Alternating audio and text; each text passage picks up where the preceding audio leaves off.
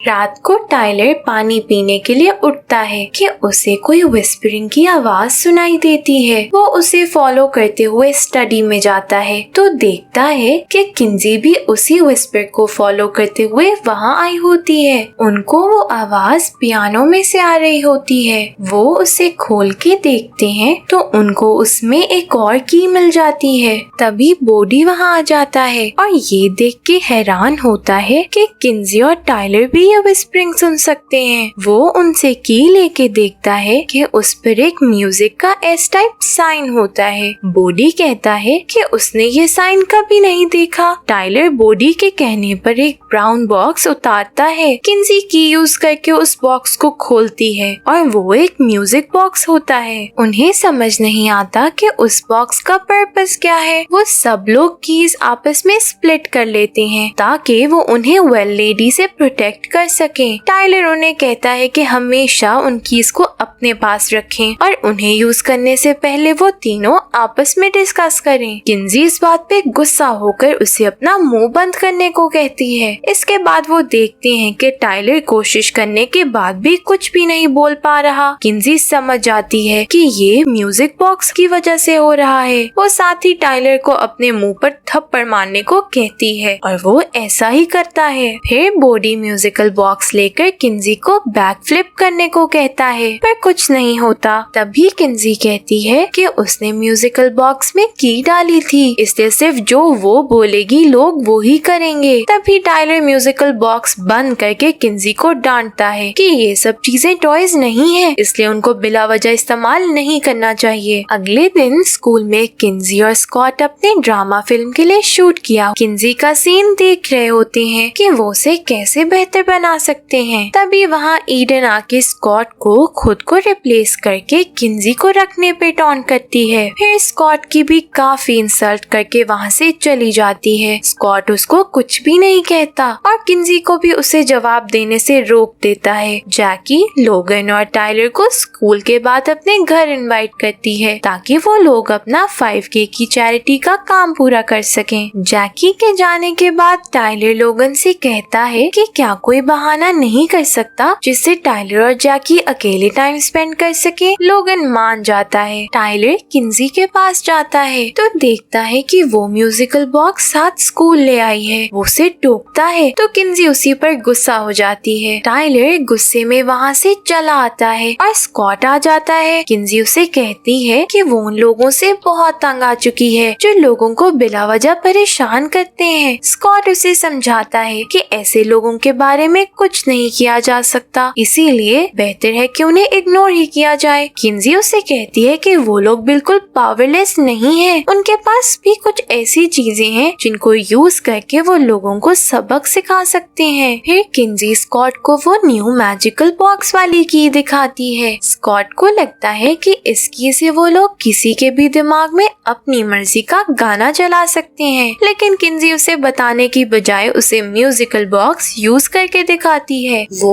उसमें एडन का नाम लेके उसे अपने मुंह के बल गिरने का कहती है और ऐसा ही होता है। पर गेब उन्हें ये सब करते देख लेता है। एडन गिरने पर बिल्कुल शर्मिंदा नहीं होती बल्कि बहुत कॉन्फिडेंस से उठ के सिचुएशन को हैंडल करते हुए लोगों को इम्प्रेस करती है। गेब किंजी से पूछता है कि ये सब उसने कैसे किया। किंजी उसे म्यूजिकल बॉक्स का बता देती है। फिर वो किंजी से म्यूजिकल बॉक्स लेकर उसे ट्राई करता है और ईडन से बहुत उल्टी हरकतें करवा के सबके सामने उसका बहुत मजाक उड़वाता है। स्कॉट को ये अजीब लगने लग जाता है और वो उन्हें रोकता भी है, पर किंजी नहीं रुकती और गेब भी किंजी का साथ देता है और स्कॉट नाराज होके वहाँ से चला जाता है। नीना मिस्टर जो के पास आती है और उनसे टाइलर के हॉकी टीम छोड़ने पर फिक्र जाहिर करती है। मिस्टर जो उसे बताते हैं कि टाइलर अब एक 5K फंड रेजर के लिए काम कर रहा है और उसे परेशान होने की बिल्कुल जरूरत नहीं। इस एज में बच्चों के इंटरेस्ट चेंज होते रहते हैं, इसमें परेशान होने की कोई बात नहीं। तभी नीना को बॉडी के स्कूल से कॉल आती है। नीना बॉडी को स्कूल से लेके निकल रही होती है। उसे पता चलता है कि बॉडी स्कूल में हैमर लेके चला गया था। वो बॉडी से पूछती भी है कि वो हैमर स्कूल क्यों लेके गया था, पर बॉडी कुछ नहीं बताता। वो कहता है कि आप नहीं समझ समझ सकती। टाइलर और जैकी बातें कर रहे होते हैं जब टाइलर के फोन पे एक मैसेज आता है। वो ईडन की वीडियो होती है जिसमें वो अजीब हरकतें कर रही होती है। ये वीडियो पूरे स्कूल में वायरल हो जाती है। जैकी परेशान हो जाती है जबकि टाइलर समझ जाता है कि ये सब किंजी ने म्यूजिकल बॉक्स से किया है। नीना बॉडी को लेके घर पहुंचती है तो उसको कुछ आवाज आती है। वो देखती है कि बेसमेंट का दरवाजा खुला हुआ है। वो भाग के वो दरवाजा लॉक कर देती है। तभी एली की आवाज आती है। वो नीना को दरवाजा खोलने को कहती है। बाहर आके एली बताती है कि रूफस अपना एक खिलौना भूल गया था जिसकी वजह से वो बहुत अपसेट था, इसलिए एली यहाँ आई थी। पर घर पे कोई भी नहीं था, इसलिए वो रूफस की कीज इस्तेमाल करके घर के अंदर आ गई। नीना उसे कहती है कि तुम इस तरह बगैर बताए मेरे घर में नहीं आ सकती। एली उससे माफी मांगती है। तभी नीना एली के कॉलर बोन के नीचे एक स्कार देखती है। वो उसे पूछती है कि उसे ये स्कार कैसे मिला। एली बताती है कि बचपन में वो अपनी साइकिल से नीचे गिर गई थी, तब उसे चोट लगी थी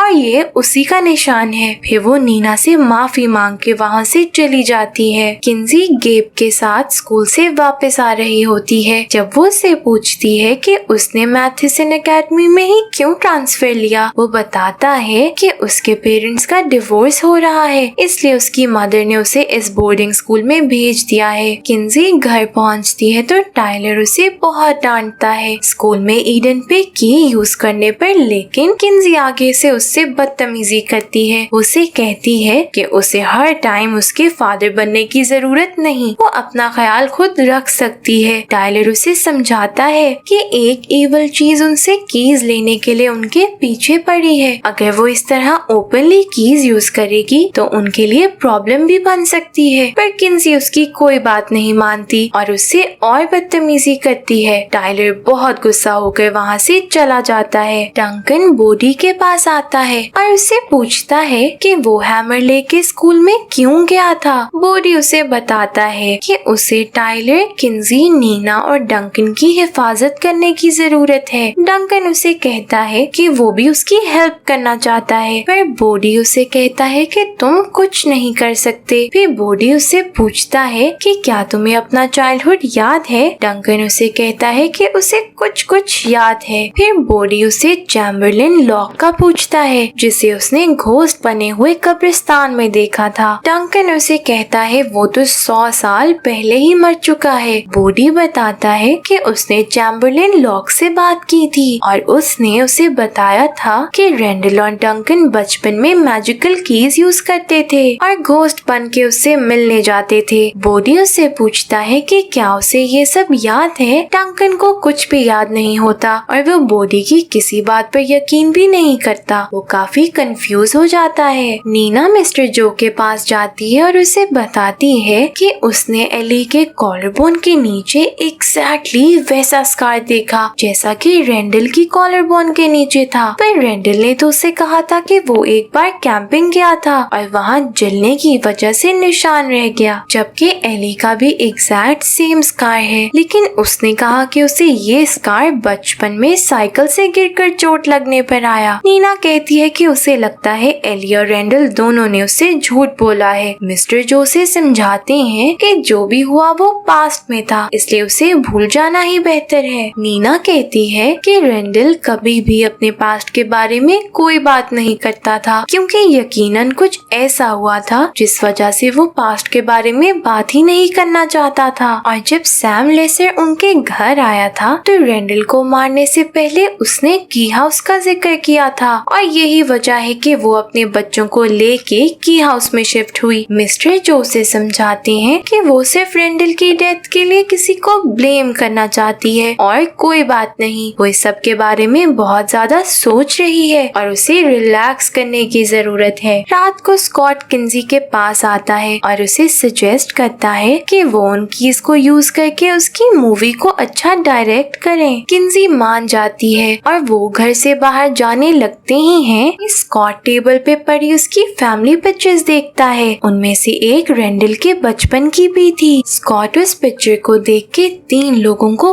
पॉइंट आउट करता है और किंजी को बताता है कि ये वही तीनों थे जो सी केव्स में डूब के मर गए थे। नीना एली के घर जाती है पर रूफस उसे बताता है कि वो घर पर नहीं है। नीना उससे पूछती है कि क्या वो अपना कोई टॉय सोल्जर उसके घर पर भूल गया था। रूफस बताता है कि उसके सब टॉयज तो उसके पास ही हैं। नीना गाड़ी में जाके देखती है कि उसे मिस्टर जो का वॉइस मेल आया है। वो उसे प्ले करती है और उसमें मिस्टर जो ने कहा होता है कि उसने बहुत ही अजीब चीज देखी है जिसे वो एक्सप्लेन नहीं कर सकता, इसलिए बेहतर होगा कि वो नीना को वो खुद दिखा दे और वो सारी रात अपने घर ही है तो नीना फ्री होके उसके घर आ जाए। टाइलर घर आता है तो किंजी उसे रेंडल के दोस्तों के बारे में बताने की कोशिश करती है पर टाइलर उसे कहता है कि तुम ही ने कहा था ना कि मैं तुम्हें तुम्हारे हाल पर छोड़ दूं और मैं छोड़ चुका हूँ, इसलिए बेहतर होगा कि हम मजीद बात ना करें। पर किंजी उसे रेंडल के दोस्तों के सी केव्स में मरने का बताने लग जाती है। तभी उन्हें फिर से विस्परिंग की आवाजें आने लगती हैं। वो लोग उसी विस्परिंग को फॉलो करते हुए घर से बाहर कब्रिस्तान में जाते हैं। टाइलर किंजी को विस्परिंग को इग्नोर करने का कहता है पर वो उसकी बात ना मानते हुए आगे जाती है और एक कब्र के ऊपर रखा हुआ वेस देखती है। वो उसे तोड़ के उसके अंदर से की निकाल लेती है। इस की के ऊपर एक फ्लावर बना होता है। उन्हें सामने एक दरख्त में की होल बना दिखता है। किंजी कहती है कि उन्हें इस की को ट्राई करना चाहिए पर टाइलर वहाँ से जाने लगता है। किंजी उसे रोक कर कहती है कि ये कीज हमारी लेगेसी है और तुम ही ने तो कहा था कि ये वेपन्स भी हैं, तो अगर हमें किसी तरह भी वेल लेडी से फाइट करनी है तो हमें पता होना चाहिए कि ये कीज काम कैसे करती हैं। और टाइलर मान जाता है।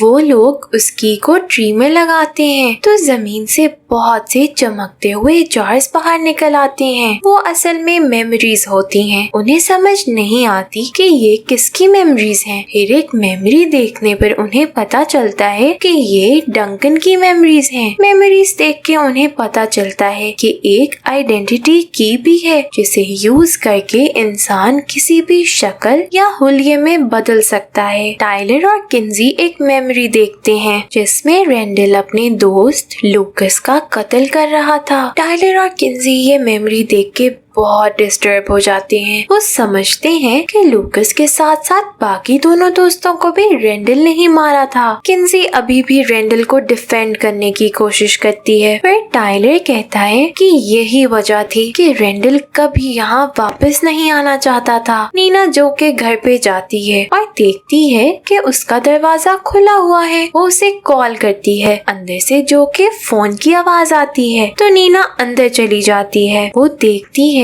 कि जो के मुंह पे प्लास्टिक रैप हुआ है और वो मर चुका है। नीना बहुत घबरा जाती है और फौरन से 911 को कॉल करके बताती है कि उसके दोस्त की डेथ हो गई है। तभी नीना को आवाज आती है। वो बैल्कनी पर जाके देखती है पर कोई भी नहीं होता और हमें बैल्कनी के नीचे एली को खड़े दिखाया जाता है। नीना अगले दिन पुलिस स्टेशन में डिटेक्टिव से मिलती है। डिटेक्टिव उसे बताता है कि वो लोग अभी तक जो की डेथ को इन्वेस्टिगेट कर रहे हैं। नीना उसे कहती है कि ये कोई सुसाइड नहीं है, जो का मर्डर हुआ था। नीना कहती है कि जब तक वो उसके घर गई थी उसका डोर खुला हुआ था और उसने घर में किसी की आवाज भी सुनी थी। डिटेक्टिव पूछता है कि क्या उसके पास कोई एविडेंस है कि उस दिन कोई और भी वहाँ मौजूद था। नीना कहती है कि उसके पास कोई एविडेंस तो नहीं, लेकिन उसने मरने से कोई 1 घंटा पहले नीना को एक वॉइसमेल भेजा था। नीना उसे वो वॉइसमेल सुनाती है। डिटेक्टिव पूछता है कि वो तुम्हें क्या दिखाना चाहता था। नीना कहती है कि उसे बिल्कुल कोई आइडिया नहीं, लेकिन उसे ये कंफर्म है कि जो सुसाइड नहीं कर सकता। डिटेक्टिव उसे कहता है कि उसे एविडेंस को ही फॉलो करना होगा और एविडेंस यही कहता है कि जो ने सुसाइड की है। नीना अपसेट होके वापस चली जाती है। स्कॉट और किंजी अपने ग्रुप को बताते हैं कि उन्होंने ड्रामे के उस सीन को कॉम्पेंसेट करने के लिए कुछ एक्स्ट्रा सीन्स लिखे हैं, जिनमें से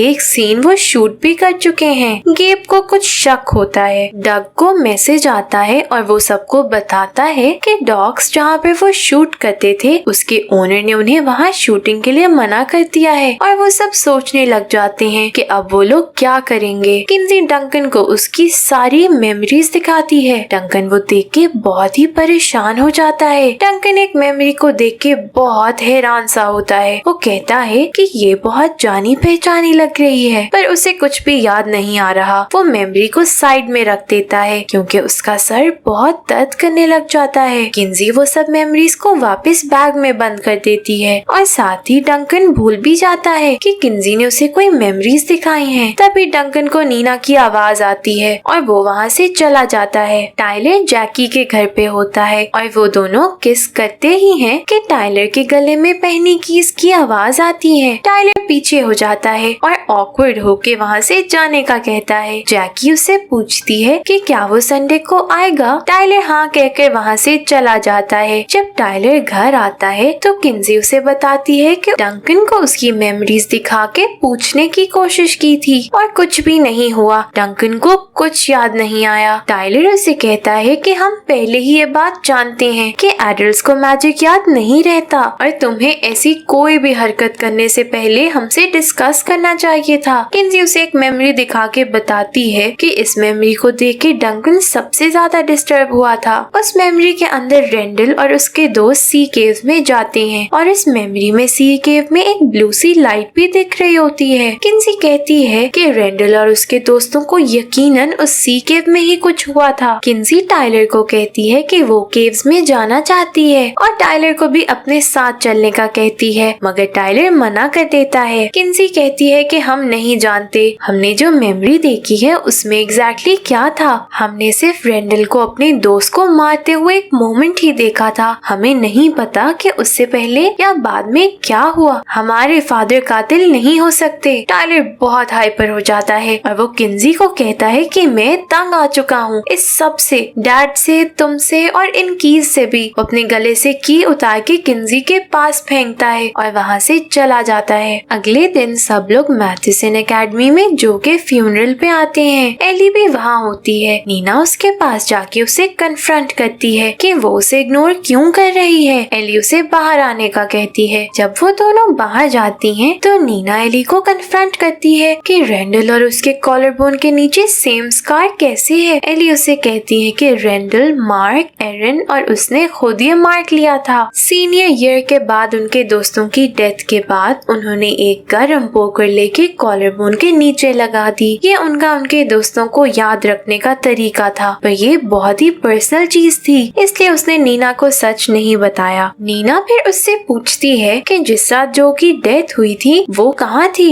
एली कहती है कि वो अपने घर में ही थी। नीना उसे कहती है कि मैं तुम्हारे घर गई थी और तुम तो घर पर नहीं थी। एली ये सुनकर डिफेंसिव होकर नीना पर गुस्सा करके वहाँ से चली जाती है। किंजी और उसके फ्रेंड्स अपनी लास्ट शूटिंग के लिए जगह का सोच रहे होते हैं। किंजी उन्हें सजेस्ट करती है कि उन्हें सी केव्स में जाकर शूट करना चाहिए। सब मना करते हैं पर सिर्फ गेब किंजी के साथ एग्री करता है। किंजी उनसे झूठ बोल देती है कि वो पहले भी वहाँ जा चुकी है और वो सी केव्स बिल्कुल सेफ हैं। खैर वो सब मान जाते हैं। घर में बॉडी को फिर से विस्परिंग सुनाई देती है। वो उसे फॉलो करते हुए एक रूम में जाता है जहाँ एक सीइंग मशीन की नीडल की जगह पे की लगी होती है। बॉडी उस की को निकाल लेता है और उसका लॉक ढूंढने लग जाता है। वही पुराना कबर्ड जो नीना को बेसमेंट में मिला था, ये की उस कबर्ड की होती है। बॉडी उसमें की लगा के खोलता है पर कुछ भी नहीं होता। उसे लगता है कि ये नार्निया मूवी जैसी सिचुएशन है। वो इस कबर्ड में बैठकर किसी और दुनिया में पहुंच जाएगा। बॉडी उस कबर्ड के अंदर बैठ के दरवाजा बंद कर लेता है। जब वो दरवाजा खोलता है तो कुछ भी नहीं हुआ होता। नीना को डिटेक्टिव की कॉल आती है और वो उसे बुलाता है। वहाँ जाने पर डिटेक्टिव नीना को बताता है कि उनको कोई भी फोर्स्ड एंट्री के साइन नहीं मिले और भी कोई ऐसा सबूत नहीं मिला जिससे ये प्रूफ हो सके कि जो का मर्डर हुआ है। नीना काफी अपसेट हो जाती है। फिर डिटेक्टिव उसे जो के घर पे मिली हुई कुछ चीजें दे देता है। अगर वो उनको ले जाना चाहे तो ले जा सकती है। बॉडी घर के बाहर कब्रिस्तान में जाता है और वहाँ एको आ जाती है। वो बॉडी को कहती है कि उसे कीज दे दे, पर बॉडी नहीं देती देता। तो एको से कहती है कि अब जो होगा उससे तुम्हारी फैमिली बर्बाद हो जाएगी और इसके जिम्मेदार तुम होगे। जेल में सैम लेसर वो फायर की यूज करके अपने सेल से बाहर निकल आता है और पूरे जेल को आग लगाता हुआ बाहर निकल आता है। टाइलर 5 की चैरिटी के लिए तैयार हो रहा होता है कि उसे एक दोस्त का मैसेज आता है जो उसे अपने घर पार्टी पर इनवाइट करता है। टाइलर उसे हाँ कह देता है। किन्जी अपने क्रू को लेके सी केव्स में चली जाती है। सबको वो जगह बहुत पसंद आती है। वहाँ किन्जी को विस्परिंग सुनाई देने लगती है और वो उन सबको कहती है कि उन्हें मजीद आगे जाना चाहिए। इस बार भी सब लोग रेजिस्ट करते हैं पर गेब किन्जी की साइड लेता है और बाकी तीनों भी मजीद आगे जाने के लिए मान जाते हैं। वो सब मजीद केव्स के अंदर जाते हैं और सबको ही वो जगह बहुत पसंद आती है। किन्जी उन सबको बिजी देख के मजीद केव्स के अंदर विस्परिंग को फॉलो करती जाती है और उसे वहाँ वो ब्लैक डोर मिल जाता है जिसमें से ब्लू लाइट आ रही थी। वही लाइट जो उसने डंकन की मेमोरीज में देखी थी। उस डोर के अंदर से बहुत विस्परिंग की आवाज आ रही होती है। किन्जी की होल से देखने की बहुत कोशिश करती है पर उसे कुछ नजर नहीं आता। जैडी देखती है कि केव में पानी आ गया है। वो सबको बताती है। वो सब परेशान हो जाते हैं। स्कॉट बताता है कि हाई टाइड की वजह से केव के अंदर पानी आ रहा है और उन्हें अभी यहाँ से निकलना होगा। तभी वो नोटिस करता है कि किन्जी वहाँ नहीं है। गेब उन्हें वहाँ से निकलने का कहकर किन्जी को ढूंढने चला जाता है। वो देखता है कि किन्जी उस ब्लैक डोर को पागलों की तरह खोलने की कोशिश कर रही होती है। केव में पानी बहुत तेजी से भर रहा होता है। स्कॉट, जैडी और डग को कहता है कि अपने सारे इक्विपमेंट इधर ही छोड़ दो, हमें यहाँ से स्विम करके जाना होगा। गेब किन्जी को चलने का कहता है पर किन्जी तो जैसे ऑब्सेस्ड ही हो गई होती है। वो उसकी बिल्कुल नहीं सुनती लेकिन गेब उसे समझा के वहाँ से ले आता है। स्कॉट, जैडी और डग बड़ी मुश्किल से सी केव के दूसरी तरफ पहुँचते हैं। गेब और किन्जी की बारी पानी बहुत ज्यादा हो चुका होता है लेकिन वो दोनों भी बहुत मुश्किलों से केव की दूसरी तरफ पहुंच जाते हैं। स्कॉट किन्जी पर बहुत गुस्सा करता है कि उसकी वजह से उनका सारा इक्विपमेंट भी चला गया। किन्जी उसको चिल्लाकर कहती है कि तुम्हारी स्टूपिड मूवी के अलावा भी मेरे पास फिक्र करने के लिए बहुत चीजें हैं। स्कॉट, जैडी और डग अपसेट होके वहाँ से चले जाते हैं। सिर्फ गेब किन्जी के पास रुकता है। घर पे गेब किन्जी को कंफर्ट करता है और कहता है कि ये उसकी गलती नहीं थी, उसने उन्हें फोर्स तो नहीं किया था वहाँ जाने के लिए और वो दोनों किस भी करते हैं। टाइलर को बार बार जैकी मैसेजेस कर रही होती है पर वो उसे इग्नोर करके पार्टी एंजॉय कर रहा होता है। वहाँ पार्टी में एको भी आती है और वो टाइलर में इंटरेस्ट शो करती है। टाइलर ने तो लेडी को कभी देखा ही नहीं होता इसलिए वो भी उसके साथ फ्री हो जाता है। टाइलर उससे बातें कर ही रहा होता है तभी उसका एक दोस्त उसे आके बताता है कि जैकी आ गई है। जैकी का सुन के एको वहाँ से चली जाती है। जैकी आकर टाइलर पर बहुत गुस्सा करती है। टाइलर अपनी ड्रंक अपसेट स्टेट में वहाँ से चला जाता है। टाइलर वहाँ से निकलकर एक स्टोर पे जाता है जिसके बाहर उसको फिर से एको मिलती है। अब वो फिर से टाइलर को अपने साथ ले जाती है। घर पे बॉडी किन्जी के पास जाके उसे बताता है कि वेल लेडी वापस आई थी और उसने धमकी दी है कि उनकी पूरी फैमिली के साथ कुछ बहुत बुरा होने वाला है। किन्जी उसे कहती है कि उसे डरने की कोई जरूरत नहीं, वो यकीनन बस उसे डरा रही थी ताकि वो उसे कीज दे दे। इधर टाइलर एको के साथ एक अच्छा टाइम स्पेंड कर रहा होता है ये जाने बगैर कि यही वो वेल लेडी है जो उन सब की कीज चोरी करना चाहती थी। डंकन की हाउस से बाहर वापस बॉस्टन जाने के लिए निकलता है कि हम देखते हैं कि एक बार फिर सैम लेसर गन लिए लॉक फैमिली के पास आया है पर इस बार सिएटल के बजाय की हाउस में। और इसी के साथ एपिसोड यहाँ एंड हो जाती है।